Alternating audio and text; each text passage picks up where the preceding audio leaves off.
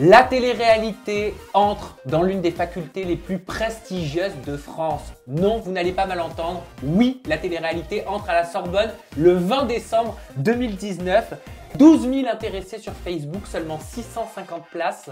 Et les 200 premières places sont parties en seulement 21 secondes. Vous ne comprenez pas qui sont les personnes en face de moi. Vous vous demandez pourquoi je suis en train de parler de la Sorbonne sur mon format en toute intimité. Vous allez savoir juste après ça.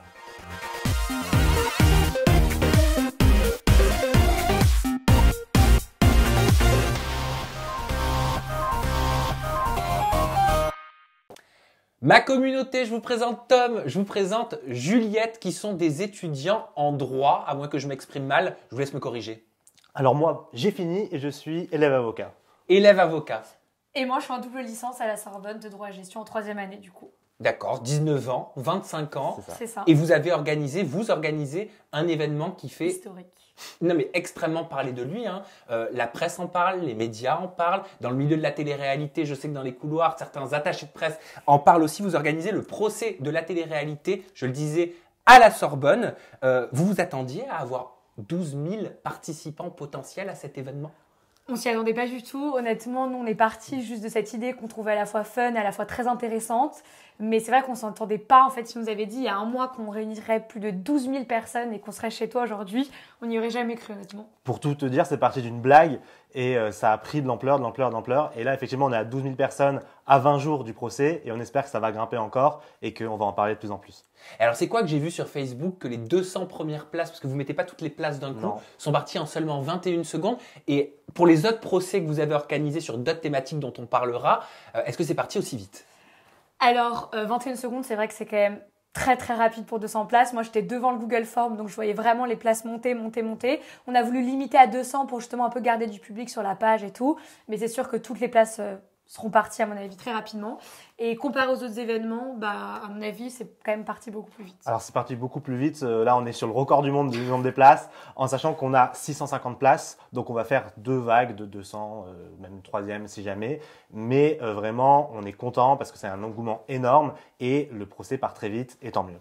Et il est envisageable pour ça, peut-être qu'on trouve une salle plus grande pour pouvoir accueillir plus de monde parce que c'est vrai que c'est très frustrant de limiter 650 places quand on a plus de 12 000 personnes qui seront intéressées pour venir. Donc, on va parler en fait télé-réalité dans une salle mythique dans laquelle, je crois, un ancien président de la République, François Hollande, et tant d'hommes politiques ont fait des discours, c'est ça, ont tenu des conférences. Expliquez-nous un peu. Et en fait, on va faire ce procès dans l'amphithéâtre Richelieu de la Sorbonne, qui est l'amphithéâtre magnifique de la Sorbonne. On le voit dans plusieurs films. Le dernier Luc Besson, Lucie, il y a une scène dans cet amphithéâtre. Il y a un mois, effectivement, François Hollande, mais aussi le prix Nobel d'économie, Joseph Stiglitz. C'est une salle qui est classée au patrimoine, où il y a des fresques incroyables, et on voulait vraiment faire entrer la télé-réalité dans cette salle mythique pour vraiment pouvoir en discuter et désacraliser la télé-réalité. Bon, ça c'était le teasing, hein, parce que le procès de la télé-réalité, on va en parler en long, en large et en travers. Mais je veux m'intéresser d'abord à vous, comprendre qui vous êtes et tenter de comprendre pourquoi l'éloquence a une place très importante dans votre vie. Je t'en prie. Eh bien, très bien. La galanterie est morte alors. Alors du coup, moi je m'appelle Tom Michel, j'ai 25 ans, je suis élève avocat et j'ai fait mes études entre autres à la Sorbonne aussi de philosophie et de littérature. Je me suis intéressé très tôt à la fac et durant ma classe préparatoire à l'éloquence et j'ai cofondé une entreprise qui s'appelle Trait d'Esprit qui enseigne l'éloquence justement dans les grandes écoles. Je suis prof à Centrale, à l'ESTP, dans d'autres écoles. Le but, c'est de démocratiser l'éloquence et de l'enseigner le plus possible parce que c'est une aptitude, c'est une compétence qu'il est indispensable d'avoir dans la vie de tous les jours. Donc, c'est pour ça qu'on fait ce procès de la télé-réalité pour aussi, une nouvelle fois, la démocratiser de plus en plus. Juliette, de ton côté, tu as participé également à de nombreux concours d'éloquence. Tu as été élue meilleure oratrice et tu as participé au Grand Oral sur France 2. L'éloquence, c'est quoi pour toi ?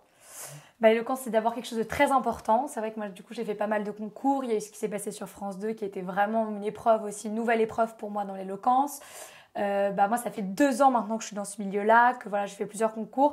Et l'éloquence, c'est juste pour moi tout simplement savoir bien s'exprimer en public, pouvoir convaincre de ce dont on a envie, avoir des convictions et ne pas hésiter à convaincre et persuader les gens. Tom, ta définition de l'éloquence ? L'éloquence, pour moi, un petit peu comme Juliette, c'est la parole juste. C'est celle qui persuade par les sentiments, mais c'est surtout celle qui convainc par la raison.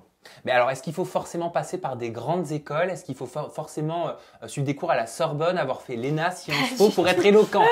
Non. Pas du tout, n'importe qui peut avoir cette faculté-là d'être éloquent. En vrai, c'est accessible à tout le monde, que ce soit des étudiants en droit ou même pas des étudiants. Ça peut être un salarié, enfin ça peut être quelqu'un qui bosse à l'heure actuelle, comme quelqu'un qui est au collège, encore une fois. Enfin moi je fais des formations dans des collèges et les mecs ils ont jamais fait de droit encore et pourtant c'est des petits génies de l'éloquence. L'éloquence, on peut naître avec. Il y a des gens éloquents, ce qu'on appelle les grandes gueules. C'est nos gens, dans notre famille, on en a tous. C'est vraiment des gens qui ont l'habitude de parler en public et qui adorent parler. Mais c'est une compétence qui s'acquiert et qui peut s'acquérir par n'importe qui. Je veux dire, on n'est pas obligé d'être étudiant en droit, on n'est pas obligé d'être étudiant, on peut être jeune, vieux, de 7 à 77 ans. Le but, c'est de travailler ensemble et chacun peut être éloquent, peu importe d'où il vient, peu importe qui il est. Pour moi, toute l'importance justement de l'éloquence, c'est que parfois, on va devoir convaincre de choses dont on n'est pas nous-mêmes persuadés en fait. Et ce que je trouve hyper important, c'est que c'est pour moi aussi ça l'éloquence, c'est parfois parler de choses dont nous-mêmes nous ne sommes pas convaincus. Et c'est ça pour moi aussi la grande force de l'éloquence, c'est convaincre des gens alors que nous-mêmes nous ne sommes pas convaincus. Donc l'éloquence, concrètement, ça nous sert au quotidien, ça nous sert dans notre vie de tous les jours, que ce soit dans les relations amoureuses, dans le travail. On a l'habitude de l'éloquence des avocats, les grands avocats, les grands plaidoiries qui fascinent tant de monde. Mais l'éloquence, elle est dans la vie de tous les jours. Une déclaration d'amour, à l'heure des réseaux sociaux, mais une déclaration d'amour, c'est un vrai exercice d'éloquence. Un entretien d'embauche dans n'importe quel poste, dans n'importe quelle boîte, c'est un exercice d'éloquence. Vous faites un discours pour votre anniversaire, vous savez le fameux un discours, c'est un exercice d'éloquence. Voilà, donc ça sert dans tous les jours, tant sur le plan professionnel que personnel. Mais avant qu'on parle du procès de la télé-réalité, vous pouvez nous donner quand même vos petits trucs et astuces pour faire preuve d'éloquence en public, que ce soit pour un entretien d'embauche, pour un discours en famille, à un mariage? L'éloquence, c'est d'abord, comme on le dit souvent dans le jargon, c'est du fond et de la forme. Donc la forme, c'est ce qu'on va représenter, ça va être la voix, le corps, les gestes, tout ça. Et ensuite, le fond, on aura le non-verbal. C'est ça, le non-verbal. Alors que le fond, on aura la forme ne suffit pas en fait. Il faut avoir quelque chose à raconter, il faut savoir argumenter, il faut savoir convaincre. Si on n'a que de la forme, ce sera très limité. Et si c'est pas inné, ça peut s'apprendre? Eh bien oui, parce que ma première astuce, c'est un homme convaincant est un homme convaincu. Donc croyez en ce que vous dites et ça passera tout de suite mieux. C'est ça, il faut faire croire à l'autre qu'on est sûr de soi. Et pour moi aussi, toute une question de confiance, parce que pour moi, l'éloquence, c'est peut-être donner l'illusion qu'on a super confiance en soi, c'est monter sur la scène et dire qu'on est Beyoncé et qu'on va tout rafler, alors qu'au fond, on aura peut-être pleuré toute la journée. C'est ça, n'ayez pas peur, allez-y, il faut y aller, c'est ça en fait. Donc la thématique est parfaite, si je comprends bien, les candidats de télé-réalité sont très éloquents. Il y a des candidats de télé-réalité éloquents. Il y en a des moins éloquents. Il y en a des moins éloquents, mais il y a des gens qui ont des vrais punchlines. Par exemple, Julien Guirado, c'est quelqu'un qui a des punchlines énormément, il est connu pour ces punchlines-là. Et le but dans l'éloquence, c'est aussi d'orner son discours et d'avoir ces punchlines-là. Il y a des candidats qui sont moins éloquents, effectivement, mais il y en a beaucoup qui sont connus pour leurs punchlines. Quels sont les candidats qui sont éloquents, selon vous, à la télé? Moi, je trouve que Mila, elle est éloquente. Oui, Mila est éloquente. Elle a un discours qui est posé sur ses interviews. Elle est connue justement pour prendre le temps, expliquer les situations. Et en ça, elle est éloquente. Surtout, ce qu'on adore, c'est qu'elle a un côté où elle va prendre le temps, mais ça va aller droit au but, quoi. Elle va pas passer par quel chemin. Julien Guirado, Julien Tanti, quand même, qui est connu pour de nombreuses phrases. Paga, qui est quelqu'un d'éloquent. Il y a, ce qu'il faut savoir aussi, c'est que l'éloquence, c'est pas quelque chose qui est formaté. Tout le monde peut être éloquent, mais à sa manière. Il y a des styles, on peut développer son propre style. Le but, c'est pas d'imiter les autres. Le but, c'est de montrer qui on est en parlant. Le procès de la télé-réalité à la Sorbonne, concrètement, c'est quoi? Et d'où vous est venue cette idée? Alors, le procès de la télé-réalité en Sorbonne, déjà le mot procès peut faire peur, mais c'est un procès fictif. La télé-réalité ne va pas aller en prison. Oui, et puis procès ne doit pas être assimilé à quelque chose de négatif. Procès, c'est débat. Il faut entendre débat sur la télé-réalité. Est-ce qu'on est pour? Est-ce qu'on est contre? Est-ce que c'est quelque chose qui mérite d'être à l'antenne? Est-ce que c'est quelque chose de nécessaire pour notre société? Au fond, ça soulève plein de questions, ce thème pour moi. Et voilà, donc c'est un événement fictif d'éloquence qui se passera du coup en Sorbonne où 2 équipes d'orateurs s'affronteront, 4 d'un côté, 4 de l'autre avec des témoins et des avocats, mais encore une fois ça c'est des rôles qu'on donne, c'est un rôle, c'est un procès fictif, c'est des avocats qui sont fictifs, c'est en fait un peu un jeu de rôle. Bien sûr, c'est une forme de théâtre. C'est-à-dire qu'on va réfléchir autour d'un phénomène de société qui est la télé-réalité, tout le monde en parle, tout le monde la regarde, et on la fait entrer en Sorbonne, qui est un lieu universitaire de savoir, pour justement raisonner autour de cette télé-réalité. Mais c'est une antithèse, télé-réalité et Sorbonne, non? Pourquoi à la Sorbonne? A priori, oui. Pourquoi la télé-réalité? Alors, pourquoi la télé-réalité? Déjà parce qu'on en regarde. L'idée nous est venue aussi comme ça. L'idée, c'est une histoire qui m'est arrivée. Je parlais avec une amie qui a 30 ans et qui fait des dates en ce moment et qui me dit, moi, au premier date, j'arrive jamais à dire que j'adore la télé-réalité. Pourtant, j'adore, je regarde, je suis quelqu'un de très sérieux. Elle a honte d'en parler avec ses futurs, peut-être, compagnons. Et c'est quelqu'un qui a fait des études, je veux dire. Et elle me disait, Tom, j'ai honte. Toi qui fais de l'éloquence, est-ce que tu veux m'expliquer pourquoi j'ai cette honte? Donc, j'en discute autour de moi et je me dis, ça serait pas bête de faire justement le procès d'éloquence, comme on a fait d'autres procès. Et j'en parle autour de moi et j'ai beaucoup de refus. Les gens avec qui je fais ça d'habitude me disent non, l'éloquence, c'est pas la télé-réalité, encore moins en Sorbonne. Et après, je prends un verre avec Juliette, on rigole parce qu'on regarde beaucoup la télé-réalité, on parle un petit peu des Marseillais. Et je lui parle de ce procès de la télé-réalité, elle me dit, bah, on le fait. On le fait. Go, on va réserver un amphi à la Sorbonne. Là, je dis, vas-y, viens, on va réserver un amphi tout de suite. Et c'est parti. Pourquoi on perd du temps? On a envie tous les deux de le faire, on est surmotivés, go. Et quand tu parles d'antithèse, je ne suis pas sûr que ce soit une antithèse. Déjà, parce que, pour plusieurs raisons. Moi, j'aime un peu, et c'est le cas de Juliette aussi, ce qui est un peu provoque.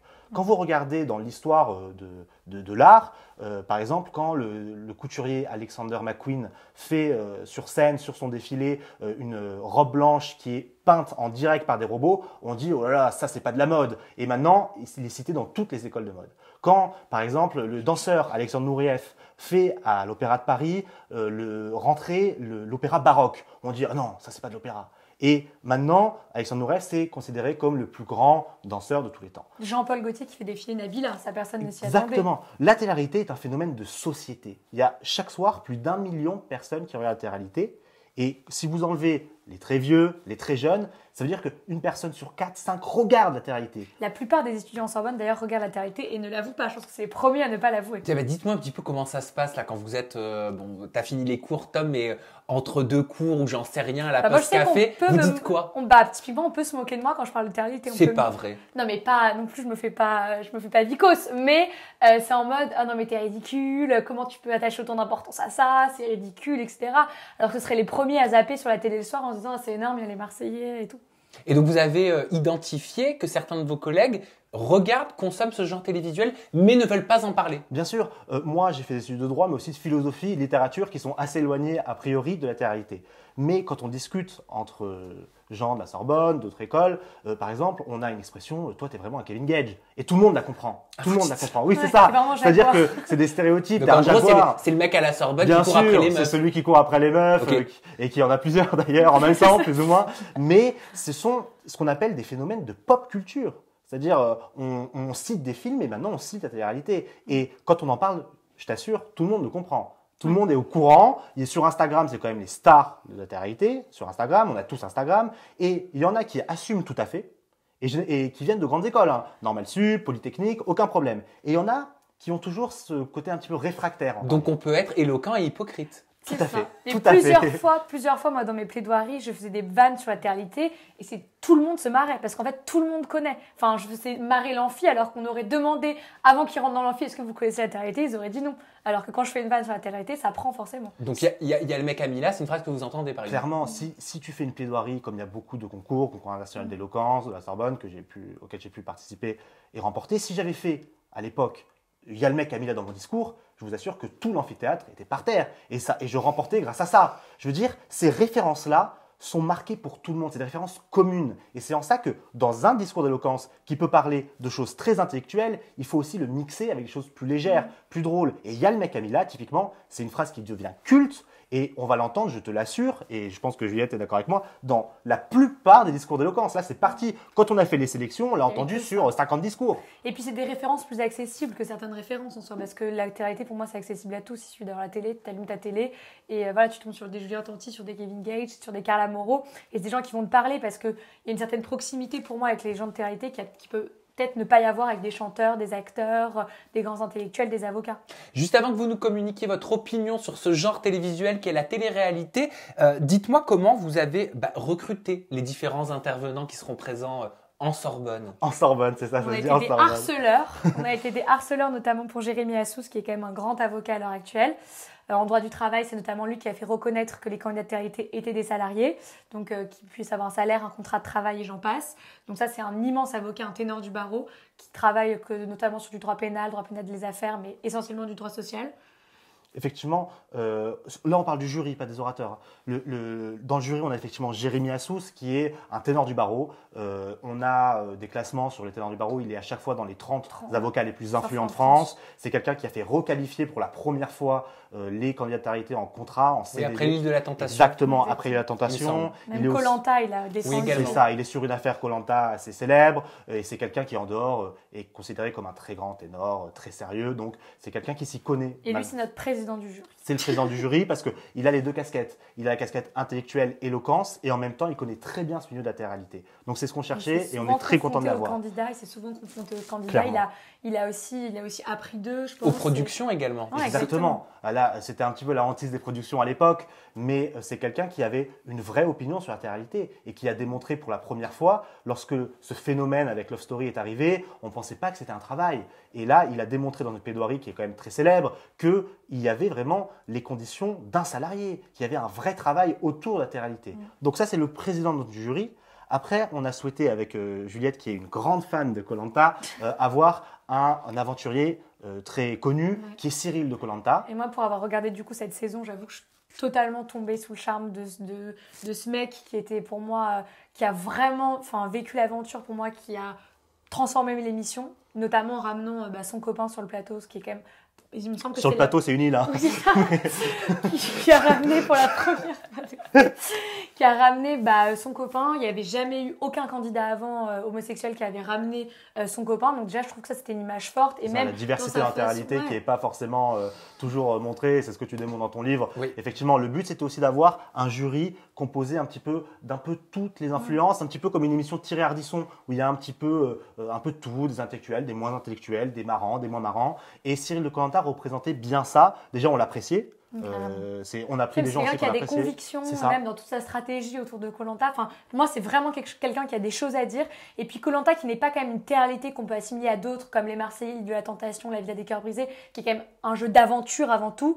Je trouvais ça sympa d'avoir les deux côtés, le jeu pur télé-réalité. Est-ce que Koh-Lanta, c'est vraiment une télé-réalité et pas plus un jeu d'aventure? Il y a toute cette question-là, tout ce questionnement-là pour moi qui doit être soulevé justement aussi lors de ce procès. Et en troisième jury, toi-même, Sam. Quel honneur. Pour tout te dire, on a directement pensé à toi quand on a lancé ce procès, au même verre où on discutait est-ce qu'on fait ce procès à la télé-réalité, qui on prendrait comme jury.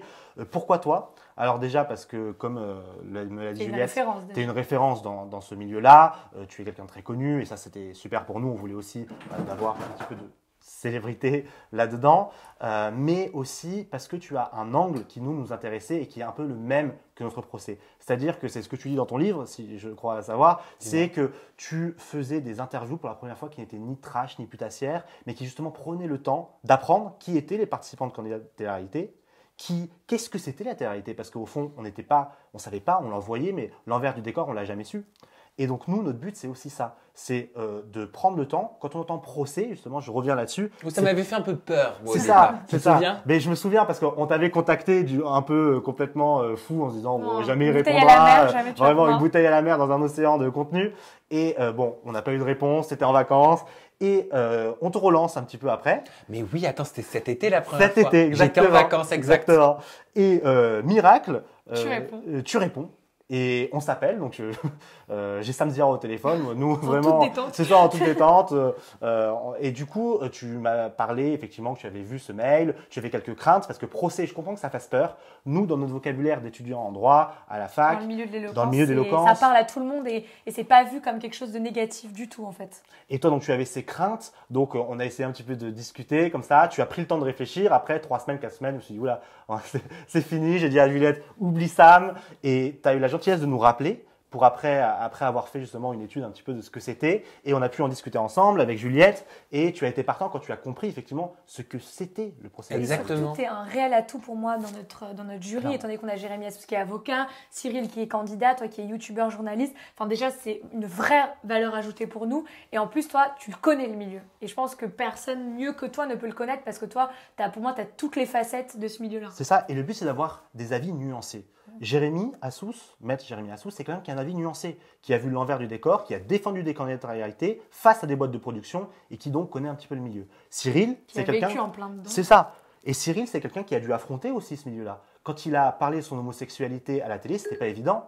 Quand il y a eu cet appel qu'il a fait à son copain en direct à la télévision, il y a eu énormément de polémiques autour de ça. Lui, il a dû l'affronter. Et toi, tu es quelqu'un justement qui a aussi cette double casquette. Tu interviews des candidats de télé-réalité et comme ta communauté le sait, parfois tu es très critique par rapport à cette télé-réalité et parfois il y a des moments où on voit tu es très ami, tu es plus nuancé. Il faut savoir être juste. C'est ça. Voilà, il faut savoir faire une critique et comme je le dis tout le temps, la critique n'est jamais que négative parce qu'une critique peut être constructive, elle peut être dithyrambique, elle peut être positive, Bien elle sûr. peut être négative, elle peut être nuancée. Voilà, mais c'est important de savoir reconnaître les points forts et les points d'amélioration d'une industrie ou d'un milieu. Il y a déjà un beau travail pour moi qui a été fait en télé-réalité, mais il y en a encore, je veux dire. Ah bien sûr. Et c'est l'objet du procès. Il va y avoir des étudiants qui viendront pour et des étudiants qui viendront contre. Mais alors, quelles seront justement les questions qui seront soulevées ? Bon, alors déjà, je pense la question basique, pour ou contre la télé-réalité, est-ce que ça mérite d'être à l'antenne? Est-ce que vraiment on doit en parler? Est-ce que la société a besoin vraiment de la télé-réalité? Parce que c'est un vrai débat pour moi. Est-ce que les parents qui nous disent « Non mais tu regardes que des conneries, etc. » Est-ce que c'est vraiment des conneries? Est-ce que ça ne nous apprend pas quelque chose? Est-ce que ça ne nous donne pas des leçons? Enfin, je veux dire, il y a tellement de questions, même la télé-réalité, l'homosexualité dans la télé-réalité, le harcèlement dans la télé-réalité, le phénomène des réseaux sociaux. Enfin, je veux dire, la télé-réalité regroupe tellement de thématiques qui ont déjà été vues en éloquence, mais jamais sous l'angle de la télé-réalité en fait.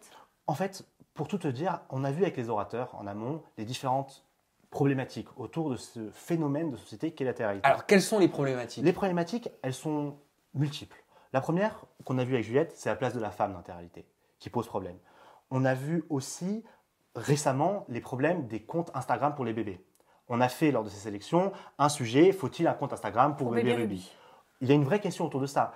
D'une problématique autour des placements de produits, les influenceurs que sont les candidats à réalité, est-ce qu'il faut les suivre, la chirurgie esthétique.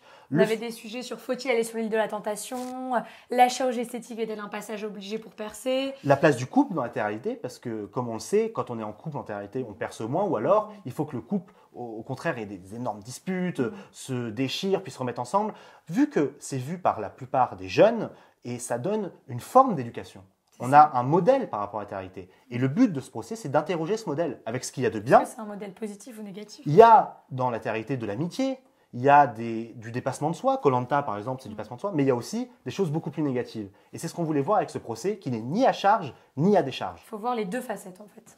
Intellectualiser la télé-réalité, en quoi c'est donc important pour vous au niveau de ce procès? Alors, pour tout te dire, ce procès nous est venu aussi avec Juliette par les cours de philosophie que j'ai reçus à Sorbonne. Il y a une grande philosophe qui s'appelle Sandra Laugier qui fait depuis quelques années maintenant un séminaire sur les séries télé, philosophie et séries télé. Au début, on l'a pris pour une folle complète, c'est-à-dire Sandra Laugier, toi tu vas pas faire ça. Et finalement, c'est le cours maintenant qui a le plus de succès. Sur les séries télé. Sur les séries. Vous avez des cours de séries télé en Sorbonne? Il y a des cours de séries Moi, télé. j'aurais appris qu'il faut dire en Sorbonne aujourd'hui. En Sorbonne, c'est ça. En Sorbonne, là, t'es au top, tu peux venir quand tu veux. Mais maintenant, nous, les séries télé, elle est regardée, mais la télé-réalité est encore plus regardée que la série télé. Quand on regarde, il y a plus d'1 million de personnes tous les soirs qui regardaient les Marseillais. Donc on s'est dit, il y a un phénomène culturel, il y a un phénomène sociologique. Parce que la télé-réalité, elle est vue par des gens qui sont d'une classe très aisée, très culturelle. Quand on va à HEC, quand on va à Polytechnique, les gens regardent. Et au contraire, c'est vu par des gens plus simples, qui n'ont pas forcément fait d'études, qui travaillent tous les jours et qui ont envie de regarder la télé-réalité. Donc on voulait interroger ce phénomène de la télé-réalité en Sorbonne. Et qui parle à tous au final. Parce que la preuve, comme il l'a dit, vu que ça parle un peu à toutes les classes sociales, ça prouve que c'est un phénomène qui peut parler aussi bien aux Parisiens qu'aux Marseillais, qu'aux personnes habitant dans la Creuse, qu'aux Bordelais. Enfin, si ça se dit comme ça, oui, aux Bordelais, c'est comme ça. Pour quelqu'un d'éloquent, c'est un peu raté. Faut pas se mettre la pression non plus. Hein. Oui, c'est ça. On a le droit de faire des erreurs. On peut être éloquent et faire des erreurs. Complètement. Ça parle à tout le monde en fait. C'est un phénomène qui profondément parle à tout le monde. Et on est aussi revenu à la base de la Sorbonne. La Sorbonne, au départ, elle a été créée dans un but d'universalisme. Et nous, on veut faire entrer la télé-réalité dans cette thématique-là. C'est-à-dire que tout le monde la regarde, et donc c'est quelque chose qu'on doit prendre en compte à la Sorbonne, qui est une des plus grandes universités de France et même d'Europe. Donc c'est pour la première fois que rentre la télé-réalité dans le milieu universitaire, alors que la télé-réalité est un vrai phénomène de société.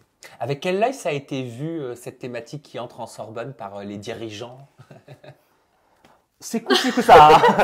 On s'est pas fait que des préjugés. Bien sûr. Ouais, mais plein de préjugés, mais toujours la télé-réalité, c'est quand même énormément de préjugés avant tout.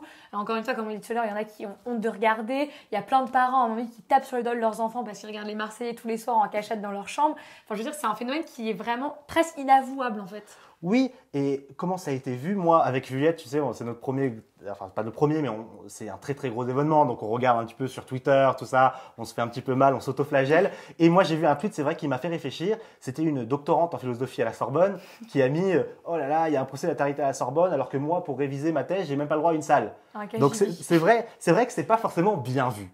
C'est vrai qu'au départ, il y a beaucoup de préjugés par rapport à la télé-réalité. Comme si la télé-réalité, ce genre télévisuel ne devait pas être mis en lumière, ne devait pas être étudié. Comme si c'était un sous-genre qui méritait moins qu'un autre d'être étudié. Comme si elle manquait de légitimité totale, en fait. Comme si elle n'avait pas sa place dans un contexte intellectuel. Alors qu'en soi, la télé-réalité, c'est peut-être pas là où on va trouver les plus grands intellectuels français, mais au final, si les gens regardent, c'est qu'il y a quelque chose. Enfin, je veux dire, si ça n'avait aucun intérêt, il n'y aurait pas autant de monde tous les soirs qui regardent. Oui, pour tout te dire, quand j'ai parlé au cofondateur de l'entreprise Trait d'Esprit de ce procès-là, avec qui j'ai l'habitude de faire d'autres procès, il m'a regardé avec des yeux éberlués, il s'est dit non mais il a craqué Tom là, je veux dire, et il n'a pas du tout voulu le faire. Donc effectivement, on voit ce phénomène de télé-réalité comme un sous-genre dans le monde universitaire. Ça c'est indéniable. Je veux dire, on n'a pas eu que des grands sourires à la fac quand on a marqué sur la fiche de réservation le procès de la télé-réalité. Mais le but, c'est justement de passer outre ces clichés et de profiter de cette soirée pour s'amuser, avant tout, mais aussi pour réfléchir autour de ce phénomène. Donc vraiment, même si c'est un sous-genre, nous, en le faisant rentrer dans l'Amphi Richelieu à la Sorbonne, on en fait un genre qui sera discuté. Quels étaient les différents procès que vous aviez développés auparavant ou alors participé auxquels vous avez participé? Moi, je suis dans une association qui s'appelle Révolte-toi Sorbonne, qui est la plus grande association de France d'éloquence, du coup en Sorbonne. On est plus de 100 membres, etc. Enfin, en Sorbonne. En Sorbonne. On est plus de 100 membres, c'est vraiment cet asso moi, qui m'a un peu fait décoller. Du coup, j'ai commencé moi, par faire typiquement le procès de Cersei Lannister de Game of Thrones. Tom avait fait l'année d'avant le procès de Severus Rogue. Cette année, on a fait le procès de Thanos des Avengers. Et là, il y aura peut-être le procès de El Professeur. Enfin, en fait, l'éloquence, c'est quelque chose de très large. Ça peut être des séries, ça peut être la télé. On peut discuter du journalisme, de YouTube. Tout est discutable. Et après, il y a des sujets qui vont être plus ou moins bien vus. Typiquement, la télé, ça n'a été peut-être pas le sujet le mieux vu, mais résultat, c'est celui qui est le plus buzzé, en fait. Bah oui, oui. C'est juste dingue. Hein. On rappelle les chiffres, 12 000 participants inscrits sur Facebook et 200 places qui sont parties en 21 secondes. En 10 places par seconde. Que l'éloquence, en fait, c'est quelque chose de très large. Moi, j'avais déjà organisé, par exemple, un triptyque autour du... On a commencé avec le procès de Tinder. Donc, effectivement, là aussi, c'est un sous-genre Tinder qui est rentré à la faculté. Doit-on matcher? C'est ça, c'était un peu ça. Doit-on matcher? Faut-il faire confiance en Tinder? Peut-on avoir une vraie coucher le premier soir? C'était ça, il y avait ces questions-là. Après, on a enchaîné sur le procès de la friendzone. Donc, l'objet, c'était de dire qu'ils s'étaient rencontrés sur Tinder et qu'après, ils s'étaient friendzonés. Et là, le 14 février, pour la Saint-Valentin, on fait le procès de la fidélité. Donc, on interroge un petit peu beaucoup de phénomènes sociaux. On peut faire des choses très sérieuses, comme on avait fait l'année dernière, le procès de l'Union européenne, lors des élections européennes. Et au contraire, faire des choses beaucoup plus drôles, le procès de Thanos, le procès de Cersei, le procès de Tinder. Le but, c'est vraiment d'interroger tout ce qui se passe en direct, dans notre fil d'actualité. Et c'est pour ça qu'en fait, la télé-réalité a totalement sa place là-dedans. Clairement. Enfin, je vois pas pourquoi on parlerait de Tinder et pas de télé-réalité, pourquoi on parlerait d'Instagram et pas de télé-réalité. Enfin, pour moi, tout doit être soulevé dans l'éloquence et c'est ça qui est intéressant en fait. C'est que l'éloquence, c'est parler à tous aussi avant tout. C'est ça. C'est que ça parle à tous. En sachant que l'éloquence est un phénomène qui est un petit peu dans son âge d'or. On a vu des films à la télé, à voix haute. On a vu aussi le film avec Camilla Jordana et Daniel Auteuil qui s'appelle Le Brio, où ça parle d'un concours d'éloquence. Il est vrai Banlieusard récemment. Banlieusard avec Kerry James, le rappeur, réalisé par Kerry James, effectivement, merci. Au départ, il est vrai que l'éloquence était réservée à une élite. Ceux qui parlaient, c'était le roi. Et celui qui parlait bien, surtout, c'était le roi. Et celui qui parlait trop, c'était le bouffon. Et dans les facs, c'était aussi au départ réservé aux étudiants en droit, bien propres sur eux, costume 3 pièces. Et là, en ce moment, on est dans une démocratisation de l'éloquence. Et c'est pour ça que ce procès d'altérité, à notre avis, arrive au bon moment. Parce que c'est vraiment démocratiser complètement l'éloquence, sans faux semblants, sans préjugés. Et on va parler d'altérité dans un moment d'éloquence, ce qui peut parfois être antinomique, mais pas forcément. Et on va vraiment soulever des questions sérieuses. Ça va pas être que, on va peut-être pas faire que des punchlines sur Aïe les fratés, sur coups humains. Ça va être aussi pour moi une réelle réflexion sur l'apport de l'altérité, sur les notions de femmes, d'harcèlement, de discrimination, de tout ça, de qu'est-ce que ça nous inflige en fait aussi de s'afficher comme ça à la télé devant des millions de personnes. Donc Ça va être, en fait, avec Tom, notre leitmotiv un peu, c'est apporter à la fois un côté très intellectuel au procès, donc vraiment soulever un débat autour de la latéralité qui sera profondément sérieux avec des vrais arguments, parce que c'est ça l'éloquence, c'est savoir argumenter. Et le côté aussi un peu léger dans la pratique de la latéralité, où aussi c'est de l'humour, c'est des punchlines, c'est du fun. Et c'est ça, en fait. Notre leitmotiv, c'est cette parfaite combinaison entre l'intellectuel et le fun. C'est très bien dit. D'autant plus que la latéralité, c'est quelque chose qui est assez large. On pense aux Marseillais parce que c'est ceux qui marchent le mieux en ce moment. Mais Top Chef, c'est de la télé-réalité. Sur France 2, il y a quelques années, avec Maren James, il y avait une émission autour des peintres qui allaient peindre le mieux. C'était de la télé-réalité. Nouvelle Star, Star Academy, c'est de la télé-réalité. The Voice, c'est de la télé-réalité. Les Anges, La Villa des Cœurs C'est ça. brisés, l'île de la Tentation. Et puis aujourd'hui, il y a des femmes qui ont fait de la télé-réalité qui aujourd'hui ne sont plus vues comme des candidates. Caroline Receveur, Nabila, Jennifer qui a fait la Nouvelle Star. Je veux dire, c'est des femmes qui ont réussi. Star Academy. Star Academy. Oui, Star Academy. Elle est trop jeune. J'étais pas née. C'est des femmes qui finalement se sont un peu détachées de cette image. Et ça, pour moi aussi, c'est un débat à soulever. C'est est-ce que la télé-réalité, il faut se détacher de cette image-là ou au contraire, y aller à fond et totalement assumer le fait qu'on est une candidate de télé-réalité. Parce qu'on fait de la télé-réalité quand on est jeune. Ça, c'est une vraie question. Que vont devenir on est Julien Tanti, jeune et Manon fou. Marceau Voilà. dans 10 ans, on ne sait pas. C'est des questions. Quel avenir pour les gens qui ont fait de la télé-réalité? Est-ce que ça va être une astuce? Est-ce que ça va être un coup de pouce dans la vie professionnelle? Ou au contraire, les gens qui vont revenir dans la vie active, tout le monde ne perce pas dans la télé-réalité. Quoi qu'on en dise, pour faire de la télé-réalité, il faut un talent. Parce que énormément de gens veulent faire la télé-réalité. Et Mais tous ne percent pas. C'est ça, il y a beaucoup d'émissions, mais il y a quand même très peu de place. Et surtout que c'est souvent les mêmes qui reviennent. Donc ce sont des gens qui ont percé grâce à un talent, quoi qu'on en dise. Et donc, est-ce que ces gens qui après vont se ranger de la télé, parce qu'on ne vit pas éternellement de la télé, pas pour tous, qu'est-ce qu'ils vont devenir? Ça, c'est une question qu'on va aussi aborder dans le Et une procès. question, c'est est-ce qu'ils ont un talent au final? Il y a aussi cette question-là, de est-ce que c'est des gens qui ont un talent peut-être même pour la comédie? Parce que aussi, il y a toute cette question-là de est-ce que c'est joué? Est-ce que c'est vraiment de la réalité, la télé-réalité? Bien sûr. Et donc, il y a aussi cette question-là de est-ce qu'en fait, il faut avoir un talent pour faire de la télé-réalité? Ou au contraire, il faut être la personne la plus lambda du monde pour pouvoir parler à tout le monde? C'est des questions qu'on abordera lors du procès de la télé-réalité. Merci beaucoup Tom, merci beaucoup Plaisir. Juliette. Avec plaisir. Je vous mets le lien cliquable de l'événement Facebook si vous voulez tenter de participer, d'être présent en Sorbonne le 20 décembre 2019. Attention parce que en fait, en 20 secondes, il n'y aura plus de place. 10 secondes. En 10 secondes, il n'y aura plus de place. Voilà, moi j'ai rien à rajouter les amis. Vous voulez dire un dernier mot peut-être? Eh ben déjà, merci à toi de nous avoir accueillis Carrément. en toute intimité dans ces Et nouveaux locaux. On C'est inaugure ça. les nouveaux Oui, les locaux, gars. donc on en est très fiers. Et on a hâte de rencontrer le public qui viendra ce soir-là. On est fiers de nos orateurs, on a Oui. confiance en eux pour tout déchirer parce que c'est vraiment un événement qui nous tient énormément à cœur. Et vous dire aussi que pour les pauvres personnes qui ne pourront pas venir, le procès sera filmé. Donc vous pourrez Par voir, plusieurs vous plateformes. pourrez voir le super. procès. Parce en que moi, je dehors. t'avais émis mon souhait de faire un live. Donc, j'ai rien dit encore pour l'instant parce que tant qu'on n'a pas finalisé les Ouais. discussions, moi, motif c'est bouche cousue. Mais j'aimerais bien quand même filmer, retranscrire en live à pourront ma le communauté voir. le Ce sera procès. prévu. Ils pourront Non, s'amuser, réfléchir et ça donnera, j'espère, l'envie à tout le monde de prendre la parole, que Faites-vous ce soit confiance. sur la télé-réalité ou sur d'autres domaines. Qui que vous êtes, quoi que vous fassiez, vous pouvez réussir dans l'éloquence. Donc, c'est la porte ouverte à votre talent. Vous avez N'importe qui très peut y aller. bien parlé et retenez là ce qu'on vient d'entendre. Faites-vous confiance. Complètement. C'est super important. Merci les Merci amis, à merci vous. Tom, merci Juliette et merci à vous pour votre fidélité à la maison. Vous avez la barre de commentaires juste en dessous pour déposer un avis sur cette interview. Non, pas atypique cette interview. Bon, Elle change. Elle change. Ça Voilà. fait du bien, ça. Ça fait du bien. Allez, à très vite. Bye bye.